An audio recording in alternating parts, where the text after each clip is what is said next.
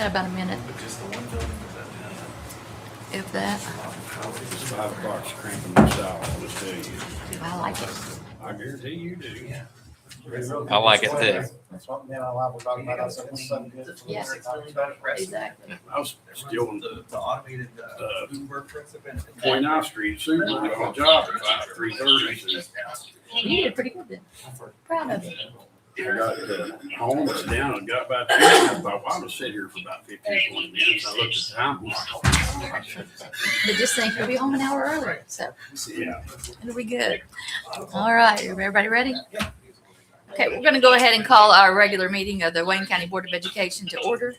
It's 5 o'clock, and if you'll stand, we'll say the pledge. Randy, you care to lead us? I pledge allegiance To the flag of the United States of America and to the republic for which it stands, one nation, under God, indivisible, with liberty and justice for all. The records show that all board members are present in person except for Mr. Ashworth, who's joining us by phone this evening. First thing on our agenda this evening is recognitions, if we have any. No. None this evening. All right, get to move on to our presentations then. Yeah, we do have a presentation this evening. I'd like to introduce the board members to Chris McCoy from Appalachian Power. And he is here to present a check to Wayne County Schools from the Appalachian Power Foundation. Chris, we'll turn it over to you. Yeah, thank you. We're really happy to be here this afternoon to support Wayne County Schools.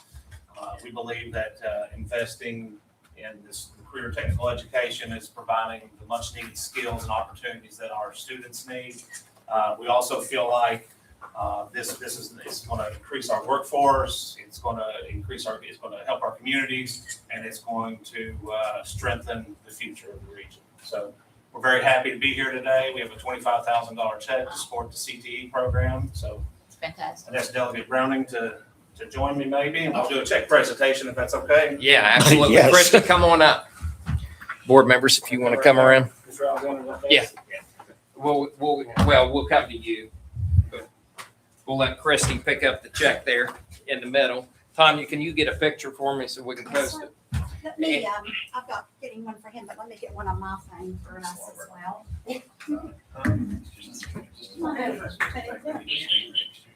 Yeah, I'm welcome. Okay, so everybody can do Let's this. see, we need to Squeeze it in there. let's do it this way, How right? about this? Okay, don't move, please.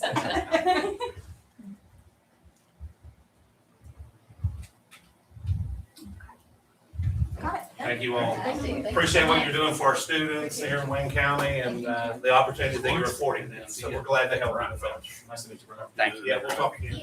Thank you, sir. Well, just 1 second before you sneak off, I do want to recognize Delegate Browning, who's here this evening. Delegate Browning helped push for this. There you go. He's really been supporting the district's career initiatives through both legislation and just bringing opportunities to us. So when I was in communication with Chris, Ron was there every step of the way too in the communication. The reason Christy's here this evening, this check is specifically for the Career Launch Program, That's fantastic. and it will help support transportation and uniforms for the program. And so it will be money well spent. And we appreciate the Appalachian Power Foundation for the check presentation. We're glad to help. Thank you so much for what you're doing for the future of our students, okay? Appreciate you. Thank you. Thank you. Thank you both. I'm gonna Thanks. hang out. Absolutely. That's all right. Sure. Make fun of me. We'll get you the job. I have 3 until. Yeah. Right. All right. Well, that was very good news, but we'll move on to more good news if anybody has any they want to share. Or are we out of good news? Kind of quiet the Out last of few good weeks. news. That's with okay. Summer school's Everybody- over and everything's quiet right now. Good. Good. All right, let's move on to our informational items then. Regular meeting on Tuesday, July 28th, beginning at 5 in Board Conference Room. Regular meeting on Tuesday, August the 11th at 5 here in the conference room as well. School starts on August 13th. That's hard to believe. So, regular meeting on Tuesday, August 25th, beginning at 5 in the conference room as well. Everyone okay with those? July 28th for me is up in the air. I've got to be two different places that day and I may not have cell service. I will attend in some way if I can. Thank you, Randy. Any delegations this evening? Don't see any. Do we have anybody here to speak? None? All right, moving on then, our superintendent and director reports. Yeah, top of the list is the district goals. At the last meeting, I mentioned that we would review our goals and update our goals for the coming year. And so I have a draft document that is laid out in front of you. At the very top of the page just says district goals on it. And it is consistent with last year's goals. We have the academic achievement and growth goal. We have a student attendance goal that focuses on chronic absenteeism. Student support services. So last year we had the special education focus goal to do meetings to focus on improvements that needed to be made in the area of special education. This is a little bit more broader and includes early childhood intervention and special education services. And the goal this year is to implement those measures that were identified in those meetings. Number 4, future ready opportunities and workforce development to expand innovative academic, technical, and career connected learning experiences that prepare students for post-secondary success and high demand careers. So that goal really goes with number 1. Academic achievement is obviously important to us, but providing workforce development and unique opportunities to our students is also a focus.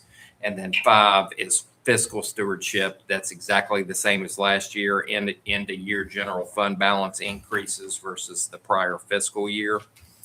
So these are just suggestions. Again, this is a draft.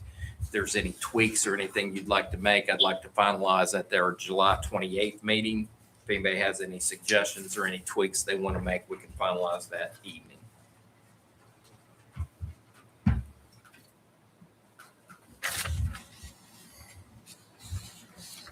Any comments, anything you want considered with that list? Are we going to be specific with our academic growth goal like we were last year with the 3%? We can or- be. Yeah, we fell short on the 3%. So this one was, just looking for improvement in general. And then on number 3, I think I sent that to you earlier today, but I'd like to be just a little more specific on that goal, since we spent last year trying to meet with everyone and finding out exactly what we could do better. Okay. I just I'd like to see a little more specific there. Okay. So we'll expand some language on number 3. Yeah, and I would think a goal is aspirational. I mean, we try. It's not like, oh gosh, we didn't make it. Right. Is the attendance problem, is it mostly in the high school years or? No, it's across the board, and it's a nationwide problem. And we kind of focused on it early, and before the state really put a big focus on it. But after the pandemic, the chronic absence rate, which means if you're missing 10% or more of the days, regardless of the reason, it could be a legitimate reason, it could not be a legitimate reason, but just if you're not there at least 10% of the time, you're considered chronically absent. And we saw during the year that we returned to school, that number was like 52% in the district. Now, there was a lot of the quarantining and all that going on, so it wasn't the kids' fault. It was just high numbers there. So that's when we really started talking about it. And our numbers have historically been worse than the state's average, but the state's average hasn't been good either. So the state's in the mid-20s. The nation, it's considered a problem, and they're in the lower teens. And so when the state was in the mid-20s, we were up in the 30s. 32%, that type of thing. So we're just trying to improve that number. And we did. We improved it by 4.6 percentage points last year. That's a big jump. That would be hard to repeat that. So we're, we're just looking to continue to improve upon that. We had a lot of our schools that were in the 30, high 30%, Yeah. 2 years ago. And then last year we were in the 20s. And then this year we've actually seen a lot of our schools drop even to the single digits. Yeah, we had some schools that were hitting single digits at certain points of the year, and that's more of the elementary schools. So, yeah, it does tend to be more of a problem in the upper levels, but it can be a problem at all levels. Okay, well, we'll have that back on for the 28th meeting. 2026 needs project consideration. So the state is going to be accepting, the school building authority is going to be accepting applications for projects in August. And of course, we've got a significant needs project that's getting ready to start out in Buffalo with the renovations and the construction on the elementary wing of the Buffalo K through 8 project. So in August, we will be able to submit for another grant. And so I just wanted to have a basic discussion about some things that are under consideration for that grant. So you have a list of projects. This is copied straight out of our comprehensive educational facilities plan. And the very first page, really where I need you to focus on, is down at the bottom of the page, table F, the project priority list. And then over the next few pages, you're going to see all of the projects that we listed in our comprehensive educational facilities plan. And you're going to see a number of those projects have been marked off because they have been completed. And so there's a few more that's going to be marked off when we do our next update on this, including the CK Elementary, the HVAC and fire suppression renovation at the gymnasium. That'll be marked off. The Buffalo Pre-K through 8 renovation of Buffalo Middle School for the new Buffalo Pre-K through 8. We've received the funding for that, so that'll be marked off as well. And so there's very few items left on our list when we first made this list back in 2020. But the main items that are on this list are the safe school entries, referred to as man traps in the comprehensive educational facilities planning. And then a couple other considerations that we can take into account is we have purchased a CTE building for the ag program down at Wayne High School. And then we've had some consistent ask for a number of years for a similar type facility for the gymnasium at Lavalette Elementary. So I was thinking on the needs project, we could submit for the safe schools entry. Now, needs project, they base the scoring for those needs projects on curricular improvements. It's a major part of it. So it's difficult just to get a safe schools entry approved because they're factoring in how is this going to improve program offerings for the kids, how is it going to improve curriculum for the kids, and those don't. And they're good improvements for the buildings, but they just don't score well in their rubric. If we did look at possibly submitting for that CTE structure, and again, we've already got some money invested in it, which would be seen as a nice match. If we did look at investing in there, I think we have a little bit better chance of scoring maybe a little bit higher. So It's a good thought.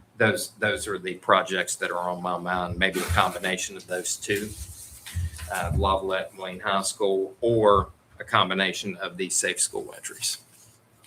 So any feedback you want to give me, I'll be glad to hear it. I like the agriculture building and the gym at Lavalette. I think that's a great combination. And like you said, we have a significant investment in the ag building at Wayne already. We just don't have the funding to complete it. So, and then the gym, of course, at Lavalette, they've been asking for that. And I can understand having gym class in your cafeteria, half a day. And then if you've ever been in the cafeteria in Lavalette, it's not that big. It's not meant, it's not meant for gym class. It's not meant for gym class. So that would They've be. needed that for a number of years. Every LSIC meeting that's mentioned. Right.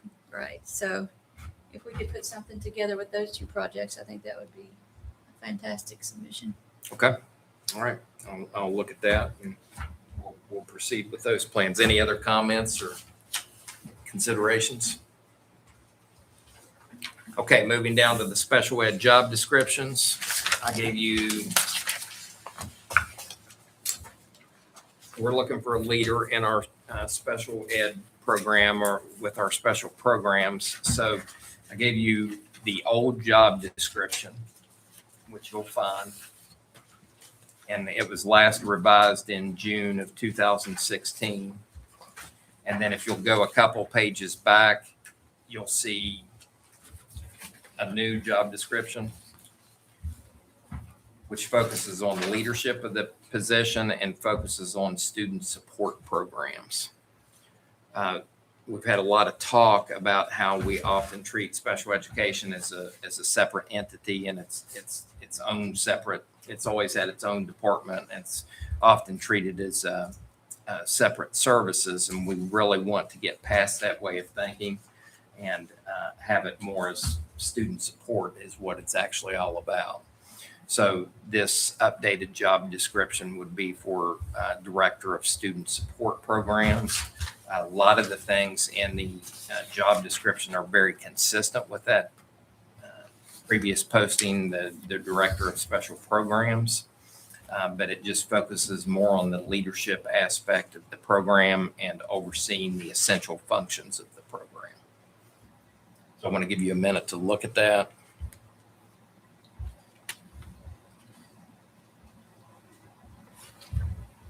Qualifications are the same. I think it's important that the person have either administrative experience or special education teaching experience.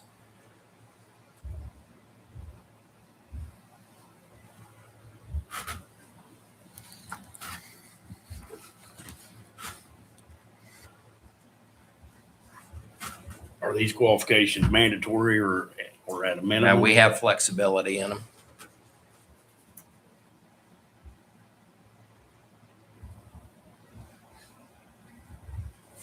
Looks like the only real change in the qualifications is that last one about knowledge of special education law and student support programs, which I think is a good change or addition.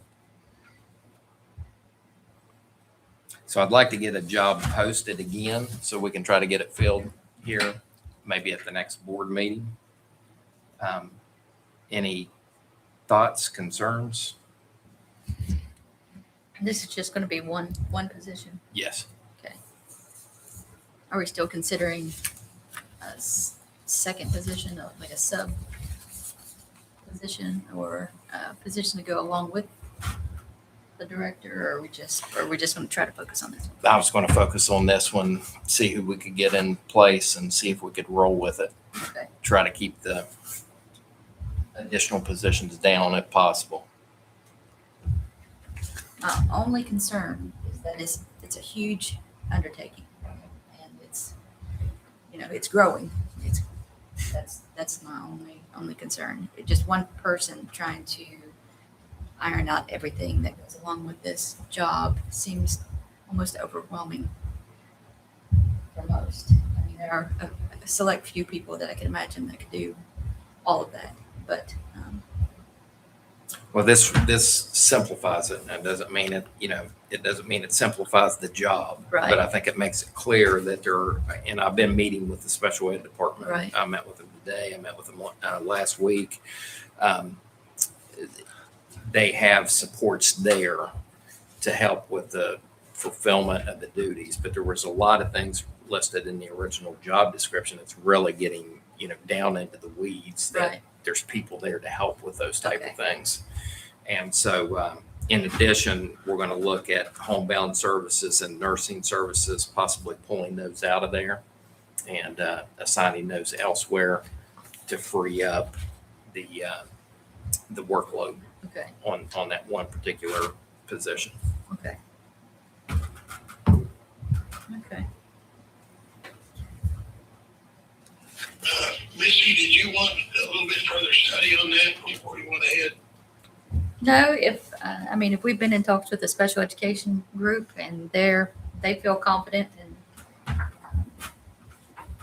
that we have people in place that can do, can help out and do those other responsibilities, I'm okay with it. I just want to make sure that we're I agree. turning over every stone before we make any decisions. I mean, this is a prime opportunity to make some major changes. I just want to Right. make sure that we can do that.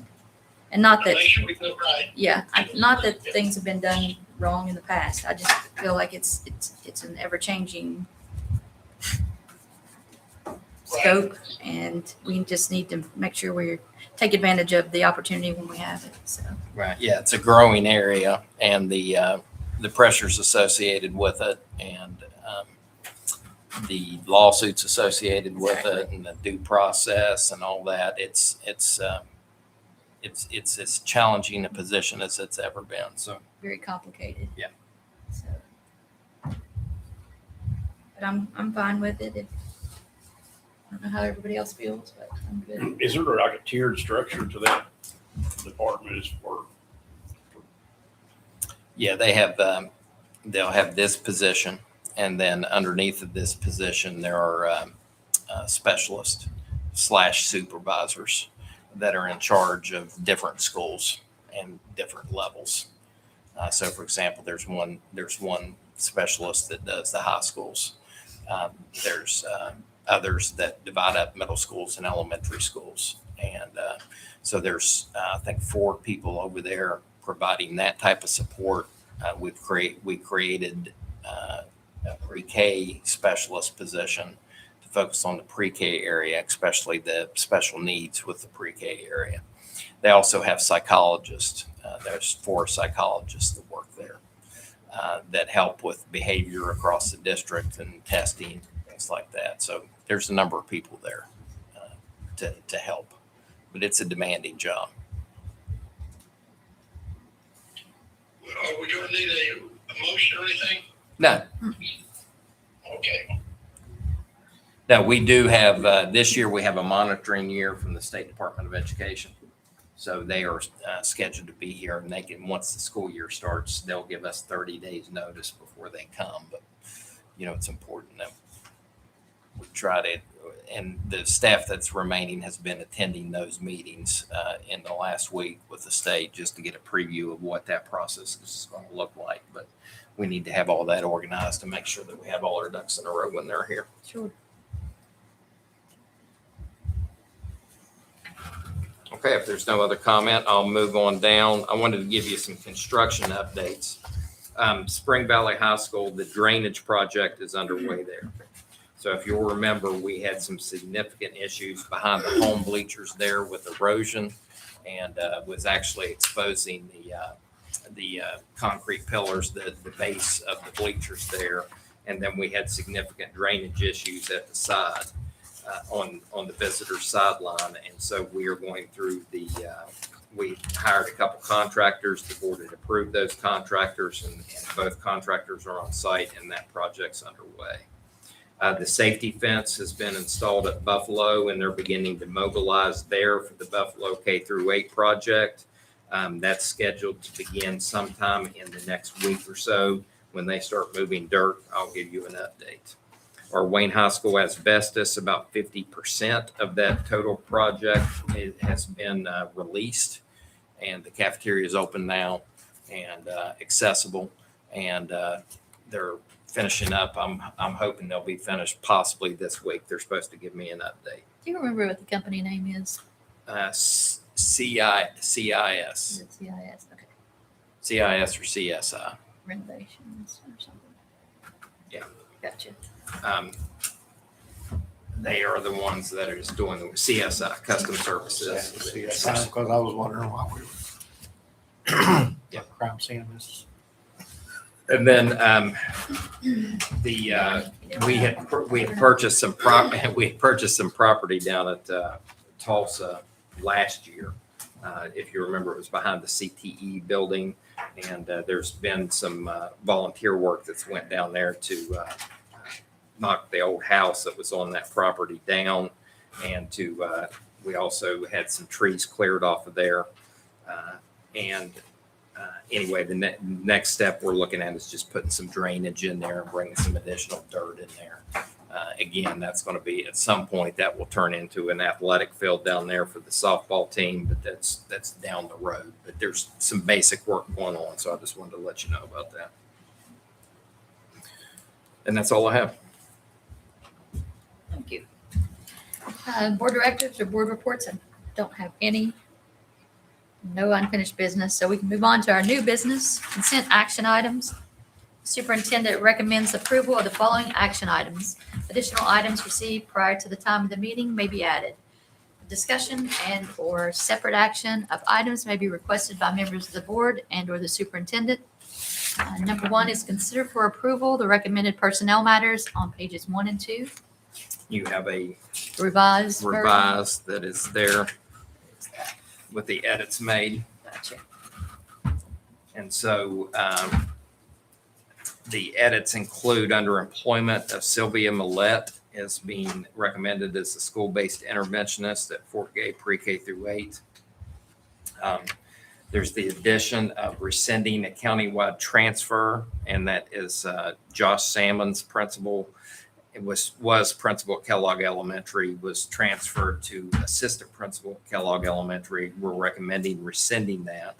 And the reason is because under transfers, Kimberly Mills, who was scheduled to be the principal at Kellogg, is being recommended for the EMT instructor coordinator of extension programs.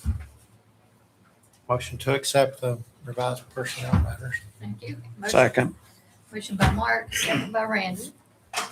Any other questions or concerns on our personnel matters? None heard? All in favor then? Aye. Any opposed?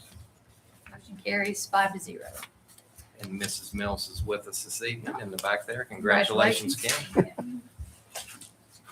I want to mention that as we sit here this evening, we have 10 professionals remaining on the reduction in force list and 15 service personnel. And so we expect that number is going to drop as we move here and get closer to the start of the school year, but that's where we stand now is 10 and 15. It's not terrible. All right. Actually, number 2, 3, 4, 5, 6, and 7 are all minutes. If we could consider those collectively. I make a motion. Motion by Dennis. Second. I'll second, but there's a revision that needs to be made to one of the minutes. What do you got? Well, it'd be page number 14. It's part of the minutes for the May 26th meeting.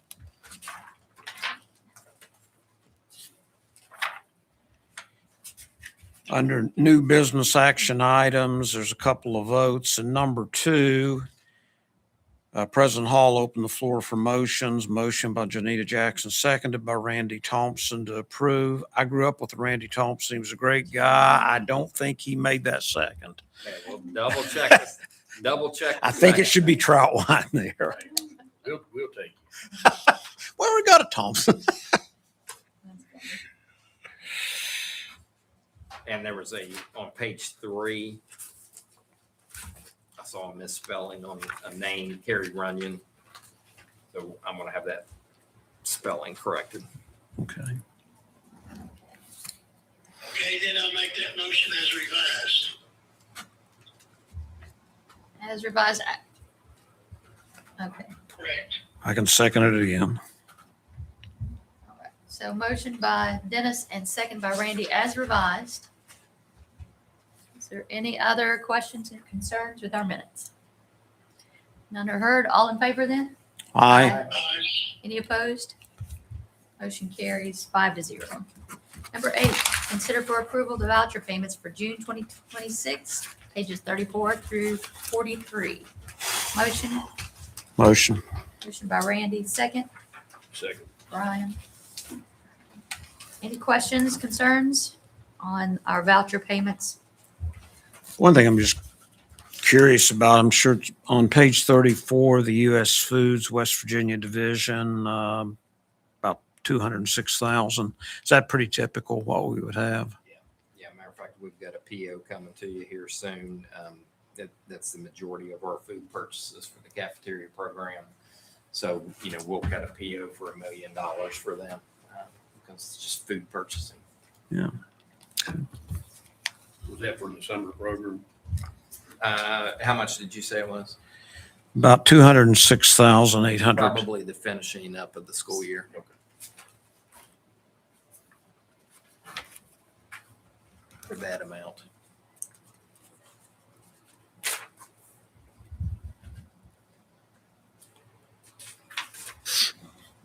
Any other questions? No one? All right, all in favor then? Aye. Anyone?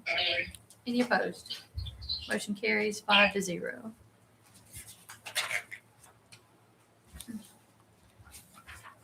Number 9, consider for approval the purchase requisition order and quotes in excess of $5,000. That's pages 44 through 65. Motion, Motion. Randy? Randy made it, Dennis. Okay, Second, you want the second? yeah, go ahead. Dennis makes the second. Any questions or concerns on those purchases? So we'll start getting those July purchase requisitions to encumber money for expenses that we know that are coming. So you'll see a lot more requisitions here during the month of July and early August than what we typically see. The question that I had, is clarification, I guess. As soon as I find it. It's on PayPal. Yes. Can you find it now?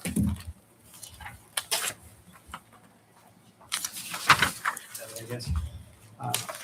Page 59. Okay. Purchase of repair parts for technology equipment.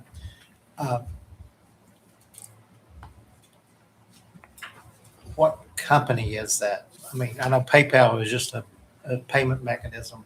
Yeah, it goes to a variety of different companies. Some of the companies don't accept purchase orders Yeah. through the regular process, so they will purchase Yeah, the parts through PayPal. So it could be a variety of different companies. So this is just a blanket purchase order. So they'll pick different companies Correct. through PayPal and pay it through PayPal. Correct. But we get receipts You get the voucher list. back. Yeah, to see those who they companies went to. appear on your voucher list. Gotcha. is there a way to distinguish those? I mean, I can check. Like an invoice or something. Yeah, we definitely Those- got the invoices Yeah. on them. But those would show up on our voucher payments, I'll see if right? there's any way we can identify them on the voucher payments. Just paid by PayPal. Yeah, Some kind of notation or something. right.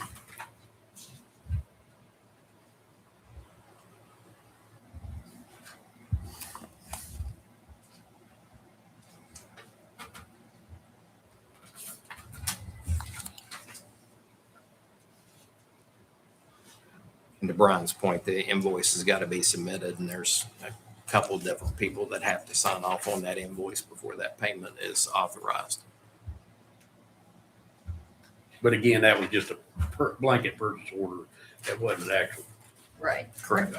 We didn't spend 10,000 already. No, they're just getting ready for purchases this year. And then we have a number of HVAC replacements. Of course, these were bid out. Sid Harvey Industries was the lowest bidder on a series of these, including the Tulsa High School Library.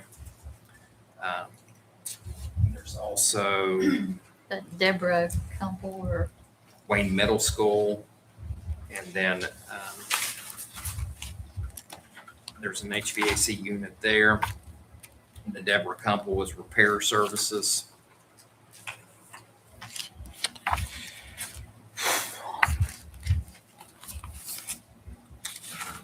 Can you be any more specific on the Mothman and Son, the countywide purchase order, electric, and then That's- / solar hauler? That is the contract, the solar panel contract, where we purchase electricity from Solar Holler at a reduced price. That is the purchase of the electricity from them directly. So that was a part of that contract that was approved there a few years ago. That's actually what we use and purchase back, correct? Correct. Yeah, the way that It's saving us money. the way that contract works, we get a guaranteed reduced rate on Right. electrical service. So whatever we pull from them, we pay them upfront for that electrical service, and then we're not paying the power company for that. For So that. it reduces the bill on the power company. And so I'm going to bring you an annual report on that here soon. Yeah. We're pulling together all the numbers. Perfect. To show us what we're actually realizing. Yeah. What savings we have, yeah. Yeah. And if you, I don't know if you notice in those voucher payments, sometimes that AEP bill is pretty high, so. Yeah, I noticed it was 47,000. So 18 is not terrible. Well, and that covered the entire year. Year. Yeah, not a month. The 40-some thousand That's a month. okay, I was getting ready to say it. The 18,000. Yeah.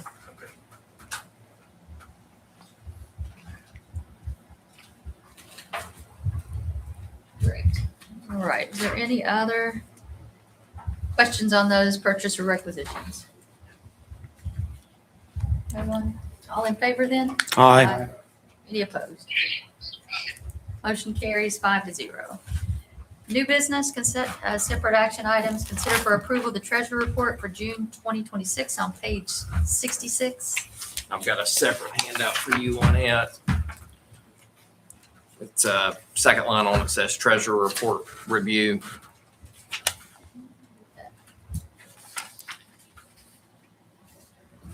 I looked at that. I take it that some of the money we were waiting on didn't come by June 30, but it has come by now. It has, yeah, we haven't received it yet, Oh. but it's across the street. Oh, okay. So we're scheduled to receive it in August. So what we did, I had a report made on a comparison of June 30th, 2025 and June 30th, 2026. And this report is a summary of the June 30, 2026 treasurer's report compared to that June 2025. While year-end revenues appear lower than the prior year, as Randy mentioned, that comparison is significantly impacted because there's been a delayed receipt of between $3 and $4 million in state revenue that last year we had received prior to June 30th, but now we're not scheduled to receive until August. Yeah, when I paid my personal property taxes 2 or 3 weeks ago, I asked them about that, and they're about as frustrated as us there at the sheriff's department. So we're expecting a significant jump in revenue in August that will be put on this fiscal year's receivables to help balance out these books. So most notably, if you compare the 2 years, our general fund revenue increased by approximately $2.9 million, while our general fund expenditures remained remarkably flat. The expenditures that you see listed there for the year in Fund 11 was basically the exact same number as last year, while the revenues had increased $2.9 million. District-wide expenditures, so all accounts taken into consideration, decreased by approximately $3.9 million. We realized almost $4 million reduction in expenditures, which is good considering the inflation that we're dealing with. Again, that delayed state revenue that significantly impacts the June 30th comparison as we're looking at the 2 years. We ended last fiscal year with a fund balance of approximately $1.9 million, as we've discussed, after all of the settlement adjustments. So just giving you a summary, looking at that, looking at the 2026 report, you'll see that the revenue for the general fund, Fund 11, and this is the one that's in your agenda, was at 79.3 million, the year-to-date revenue. 66, yeah.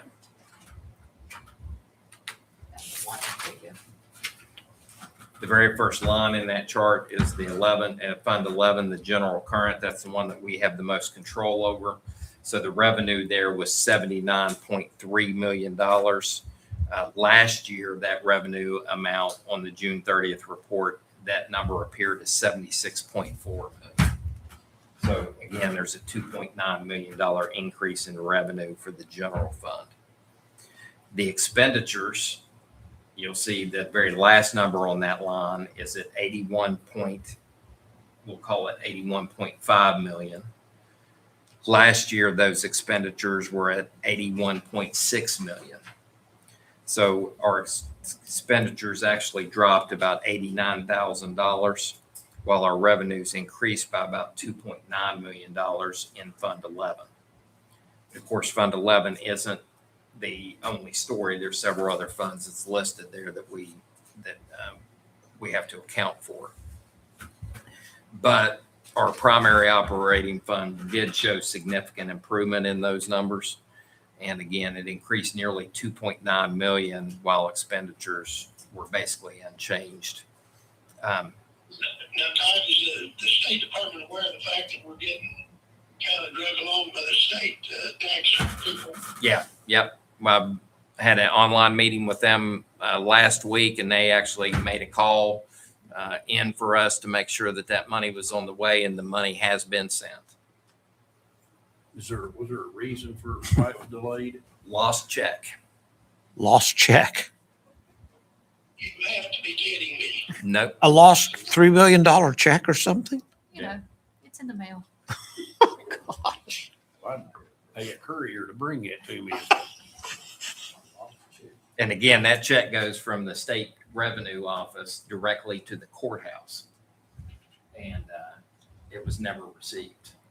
And so they've had to reissue the check, and it's taken over a month to get it reissued.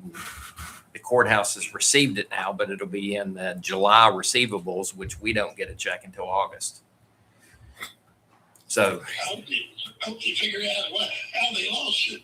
yeah.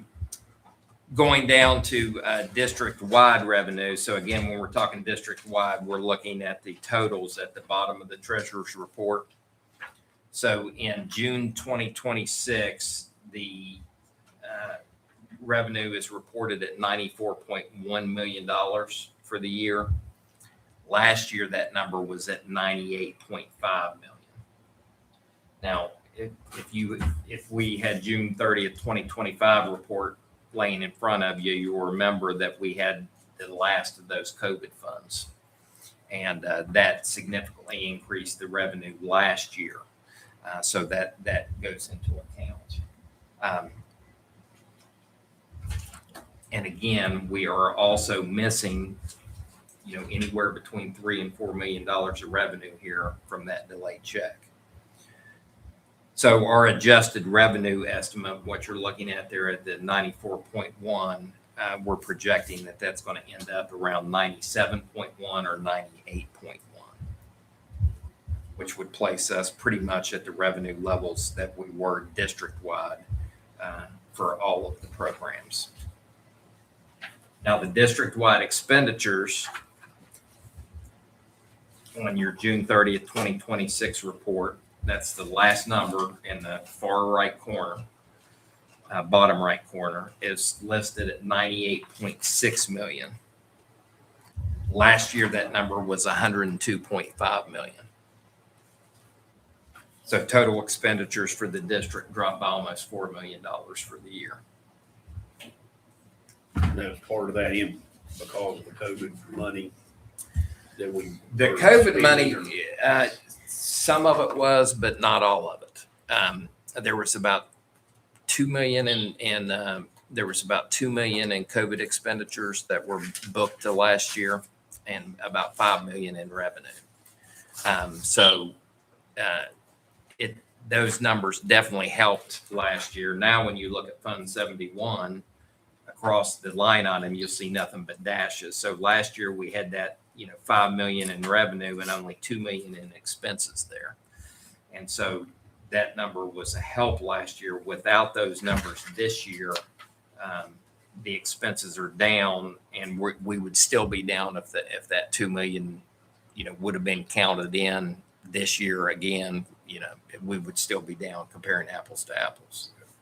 So this is putting us on track to where we're pretty close to being with the fund balance that the State Department wants us to have. Well, no, we've got to build on our fund balance to get where they want us to be. So looking at the special revenue funds, Fund 61, you'll see that the revenue is at, we'll call it 10.8. It's 10,752,000 there. Last year, that revenue was at 12 million. So we lost about 1.2 million in special revenue. That's money coming in for special programs. That's money coming in for food service. Why was that reduced? State aid reductions, sales out of the cafeteria, it could be a number of things. Does enrollment affect that? Oh, yeah, definitely. The expenditures, if you look on that same line, again, line 61, completely to the right, the year-to-date expenditures this year are what we'll call 12.5 million, slightly below 12.5 million. Last year, they were at 13.5 million. So we reduced expenditures there by $1 million. So almost matching the reduction in revenue. Now, the one that became the one I put an asterisk with is Fund 51, the Capital Projects Fund. This is money that we're receiving from like the School Building Authority for projects, any type of grant funding for facility, whether it's grants that we get for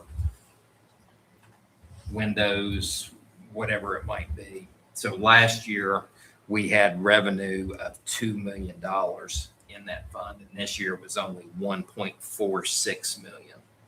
So we saw a significant drop off there in revenue, but the expenditures actually were up this year. They were up to 2.5 million. Last year they were at $2 million. So we've got to cover that from the general fund.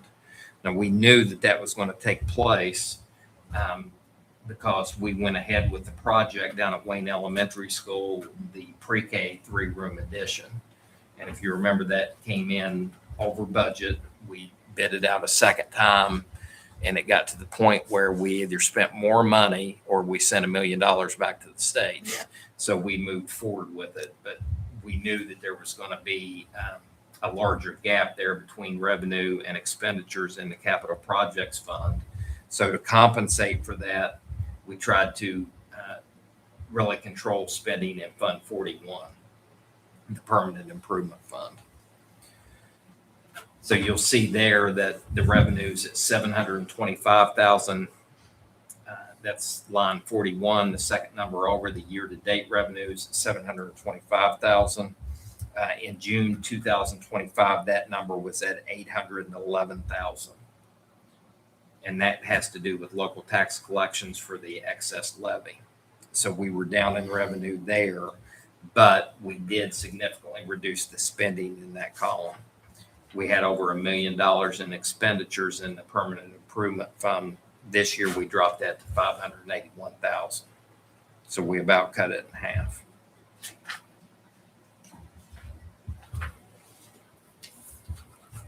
So again, looking at similar numbers to what you see here last year. Last year, we ended up with a fund balance decrease. We ended up being there in the red about $750,000 for the year when we had $98 million in revenue. We ended up $750,000 in the red and ended up with a fund balance of approximately 1.9 million.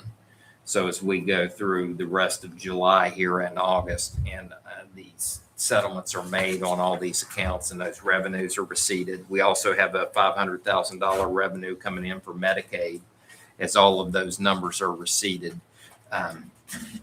If it holds a consistent pattern, we've got a chance of breaking even or being in the black. I do want to remind you that Jeb had projected that we would have a $900,000 loss. But we'll have to see where the numbers fade out. But that's a comparison between June 30, 2025 and June 30, 2026. So we took some positive steps forward. To Dennis's point, we're nowhere near where we need to be. But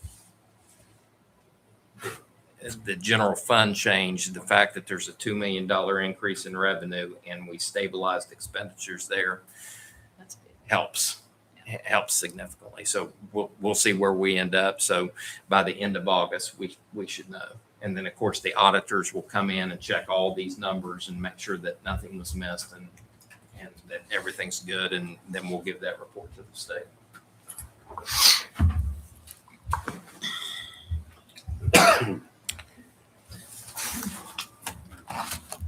Any other questions, concerns?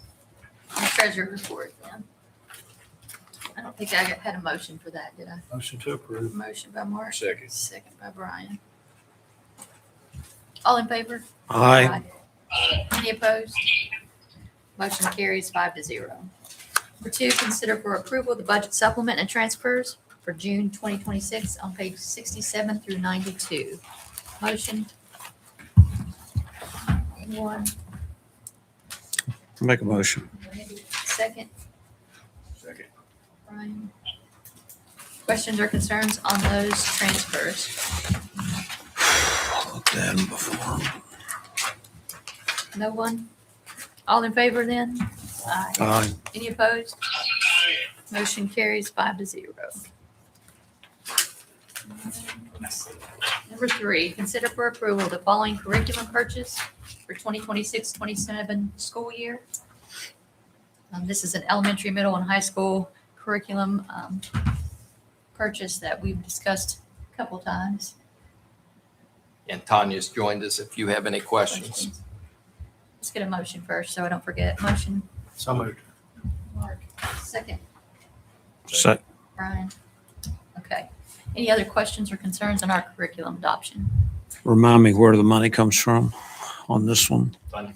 There's a curriculum line item in the general fund that's in there every year that covers whatever that year's annual adoption is. And you guys know those adoptions, that cycle is set up through the Department of Education and it cycles. So this year it was related arts. So it covers whatever that adoption is, as well as other reoccurring expenses. So for example, if it's a tool that is primarily a digital tool, it has to be purchased annually. So according to the Department of Education and our finance guidelines, you can't pay in full for something that is a product that you have not received or a service you've not received. So if it's a digital platform, like for example, under additional purchases and resources, you have Generation Genius, which is our supplemental elementary tool that is a digital platform. We can't just purchase, say, 5 years of that up front. We have to purchase it 1 year at a time. The same is true with Renaissance Learning, which provides our universal screener and supplemental supports, which is a mandate according to House Bill 3035, the Third Grade Success Act. The Carnegie Math purchase was such a large purchase, and the digital platform is such a significant piece of that, that when we did our math adoption 3 years ago, if you guys will remember, they very graciously agreed to take that.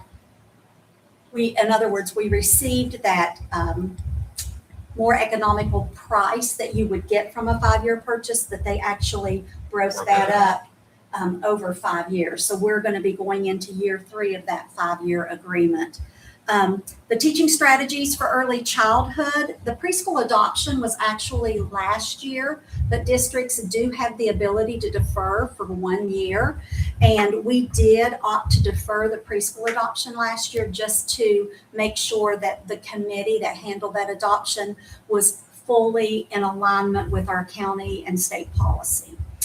So that is one, and I actually presented that to you guys in May when I presented the adoption purchases. But it's under additional purchases and resources because it's not part of related arts. Project Lead the Way is the same as Generation Genius and Renaissance Learning. And then, of course, we did have 2 courses added to AP courses at Spring Valley that we've not had either at all or for many years. And so we have to purchase updated materials for those. And so that covers everything that is kind of in our foreseeable need as of right now.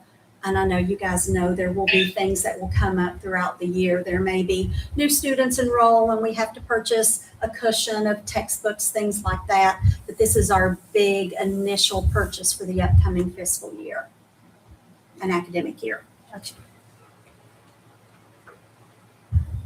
And actually, it's not a bad, I was gonna like, say, it's one of the smaller ones that. it is really a small in terms of the amount. It's a really, like, I think the committees did a really good job being fiscally responsible. Right. Any other questions or concerns? Okay, all in favor then? Aye. Any opposed? Motion carries 5-0. Thank you. Number 4, discussion of negotiations for the potential disposition of the Dunlow and Genoa Elementary properties. The board may enter executive session pursuant to Code 6-9A-4B9 to discuss the matters relating to the possible sale of real estate or real property and may provide feedback and direction to the superintendent concerning the proposal and potential negotiations. No final action will be taken in the executive session. So do we need a I believe so, yeah. full executive for this? Make a motion, we go into executive session. Motion by Randy for an executive session to discuss the disposition of these properties. Brian made the second. All in favor? Aye. Aye. Any opposed? Motion carries 5-0. It is 5:56. And we shall return. Okay, if you'll mute your mics, please.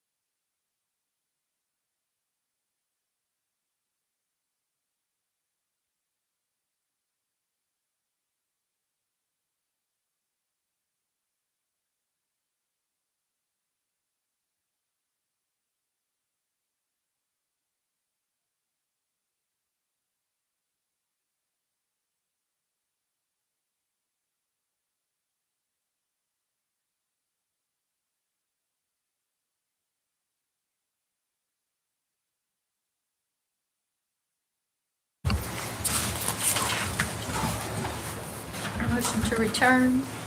Motion. Motion by Brian, second by Dennis. All in favor? Aye. Any opposed? Motion carries 5-0. It is 6:32. No final decisions were made while in executive session this evening.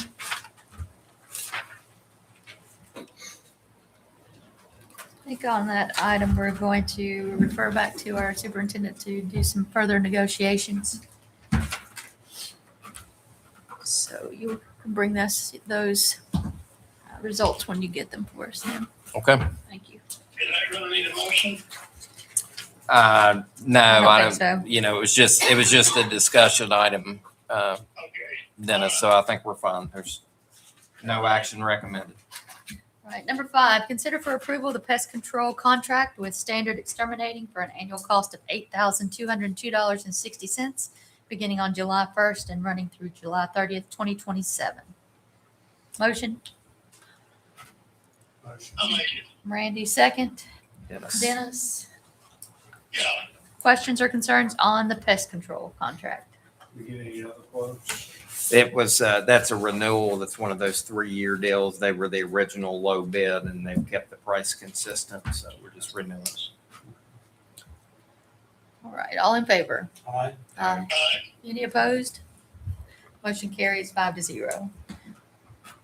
Number 6, consider for approval the superintendent's recommendation to reject the bid for the Benson Major Improvement Project, resulting in the rebid of this project. This is the project that came in way overbid, correct? Yeah, there's I've got a letter for you from McKinley. Sent to me. It summarizes the bid results on the second page. We received one bid in the amount of $295,000.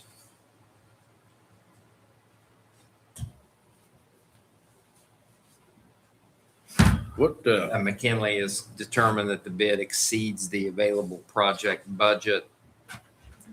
It did come over significantly over what they were anticipating in the bid.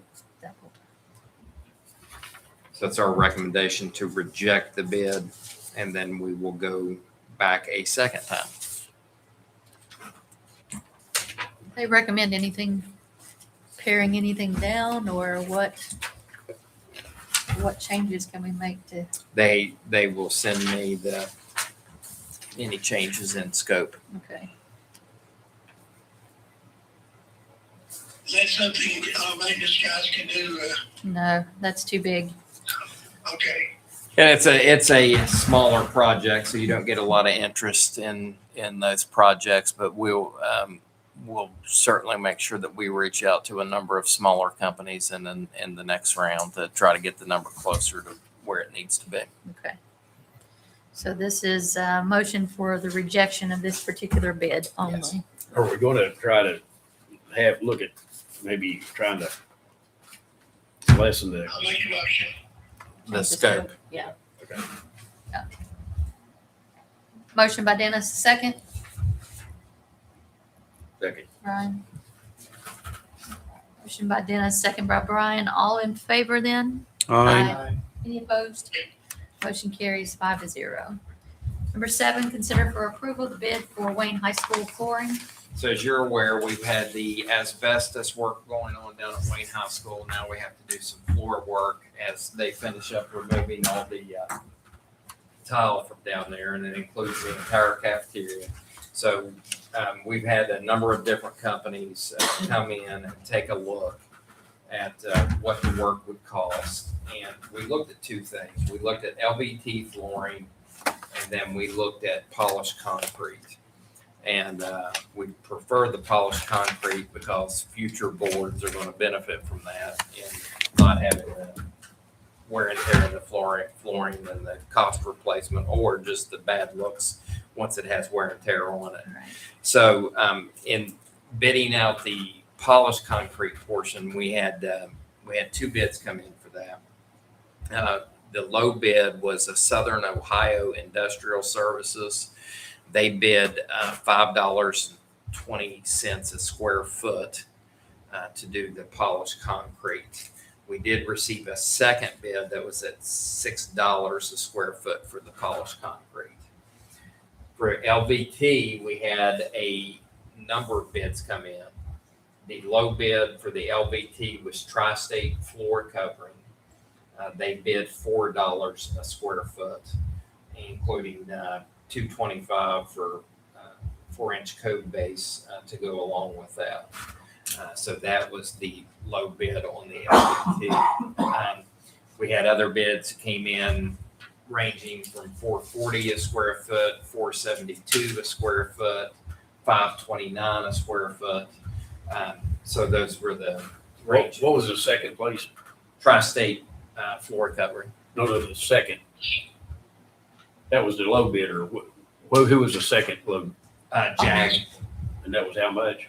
$4.40 a square foot. And that was for LVT.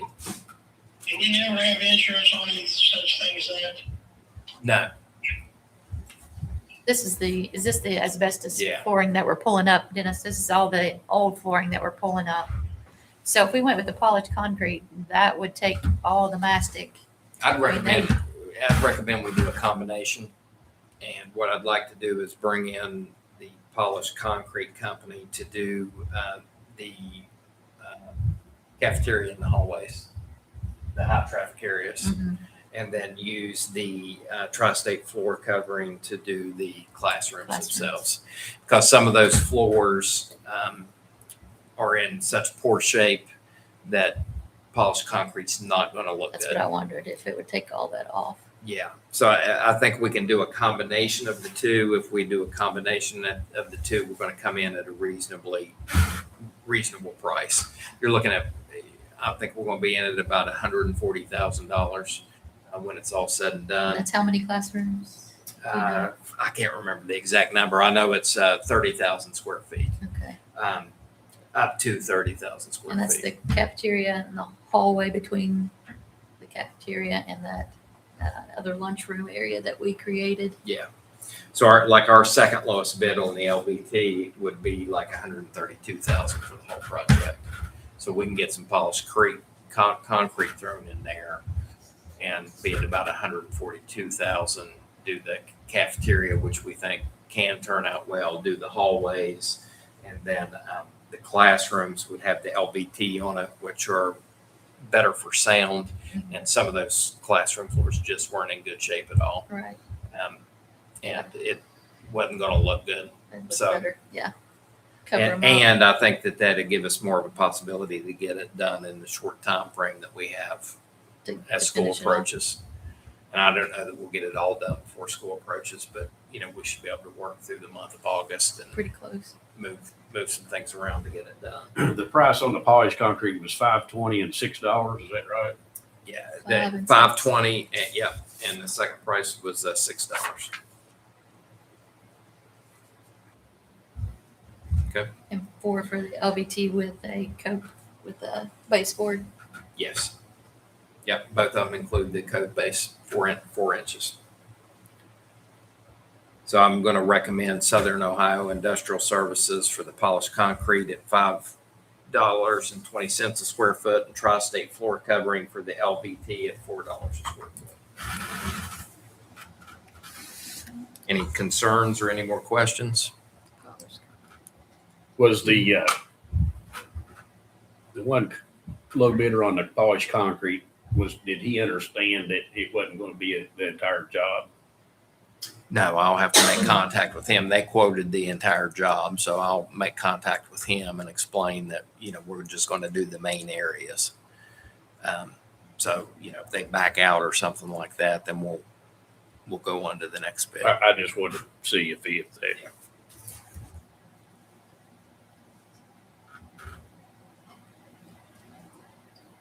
I make a Need a motion. motion? Yeah, just need a motion for that. Second. Motion by Dennis, second by Brian. Any other questions or concerns? And the contractor you have in now will have that all inspected and approved before we start any other type of work. Yes. Correct. So we'll get a you'll get a final report on the approval of that asbestos removal before any of this starts. Some of it's ready to go now, I think, isn't it? Yeah, 50% of it's ready to go now. Okay. So can they work on that half, or does it all have Yep. to be completed? Okay, good. All right. Nothing else then? All in favor? Aye. Any opposed? Motion carries 5-0. Number 8, consider for approval the quote for a 3-year reinspection of all district schools. And this is asbestos re-inspections. That was in your separate attachment items. The same company that's doing the work down at Wayne High School is the company that we received the bid from. Brian Castile is in charge of our asbestos management. He's reached out to a number of different companies to get pricing. And was only able to receive a quote from CSI, and it's a reasonable amount for that type of work, according to Brian. Make a motion to approve. Motion by Randy, Second. second by Mark. Any other questions or concerns on that? How many schools do we have to do this with? We got to do the whole district. Even the new buildings?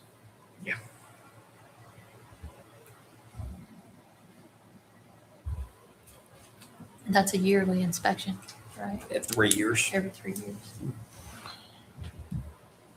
Actually, is a good price Mark for out. that many schools. Mark, I'll double check to make sure I'm telling you right, but Yeah, I I'm was pretty gonna sure. say, that Yeah, I'm pretty sound sure right. that they just have to go in and sign off that there's nothing there. And we're paying $1,775. They won't charge that. for- Okay. For the walk in to say, don't say anything. Those are for the full Okay. testing Okay. and It just says per school, and I Yeah. was just like, yeah. Okay. But we, at least we'll have someone on site if we need it for anything, so. Right. Are we worried about having, that we've got some more schools, we're gonna have to do this thing deal like at Wayne, or what? we've removed quite a bit, over the years. No, I'm not aware of any other pending problems, but yeah, I mean, it's going to come at some point. That's a big shot in the arm right there, so. Yeah, it is. This was unexpected. Anyway. Yeah. Very unexpected, so. All right, any other questions or concerns on our re-inspections? I heard all in favor then? Aye. Any opposed? Motion carries 5-0. Potential items for a future agenda. I think I mentioned this before, but we've got some RFPs that have passed the deadlines for HVAC services and for elevator services, that type of thing. So I'll be bringing those to you probably on your next agenda. Okay. That's all I have. Motion to adjourn. Motion by Randy, second. Second. Ryan. All in favor? Aye. I Any remembered. opposed? Motion carries 5-0. It is 6:55, and we are done. Thank you all. Good night to all. See you, Dennis.